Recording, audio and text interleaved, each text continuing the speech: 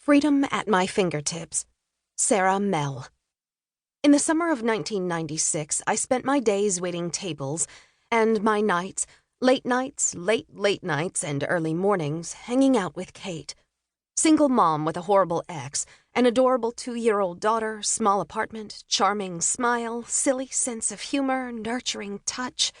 Kate. Kate was the first person I came out to who actually heard me and said it was okay. Kate was also the first person who told me it wasn't my fault. Before Kate, I had kept my mouth shut about what Grandpa did. I had kept my mouth shut since I was 6, and my parents decided that it didn't happen. Don't talk about it. Pretend it wasn't real. Keep everything normal. I didn't know what normal was. Kate saw me, loved me, and it was good. Kate felt normal. We weren't together, so to speak. Kate wasn't a lesbian and didn't want to date me, but I knew that she loved me. Kate was the first woman I slept with, the first female body I touched in ways I had never touched myself. I never, ever touched myself. While other kids worried about getting caught she-bopping, I was horrified at the thought of touching myself down there. That was not a space for me, but for others. It always had been. A space for my grandfather, a space to show neighborhood boys, a space to let the middle school boys explore while I stared at the sky, a space that was meant to please everyone else but me. That summer propelled me into therapy and a nose piercing, rites of passage in a young queer survivor's life, and I returned to college that fall having discovered sex with a woman.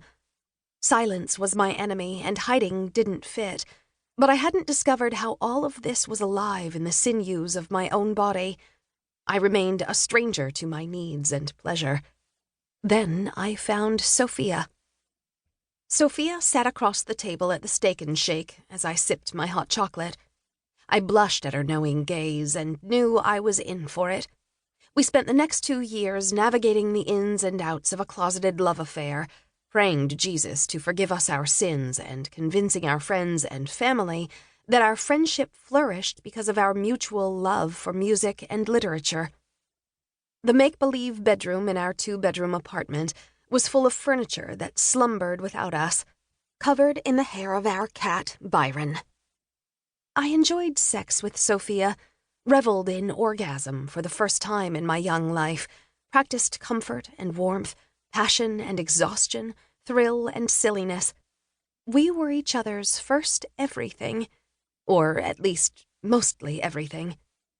Through the vehicle of her tender and safe caress, Sophia helped me see that my body was a place where I too could find pleasure.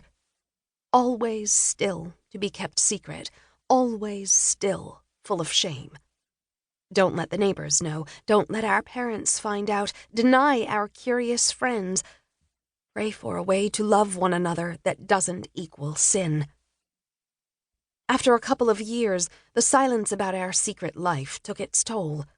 Just 1 county north of where we lived, people were fired from their jobs for coming out. We couldn't risk the exposure of being us. I was 22 and exhausted from the fight. Exhausted from once again being asked to pretend it wasn't happening, it didn't exist, it, us, love. I crumbled, and the relationship followed suit. I was alone after 2 years, 2 months, and 11 days of a love that had transformed me, and yet I was unable to break through the shame. That's what a closet will do. That's what stolen childhoods like mine will do.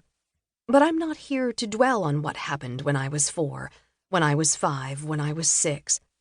I'm not here to detail how those moments in the basement with Grandpa permeated my first relationship, or explain why guilt, disgrace, and a love of Jesus leaked from our eyes while Sophia and I held hands in the dark movie theater, the one place we could love each other in public.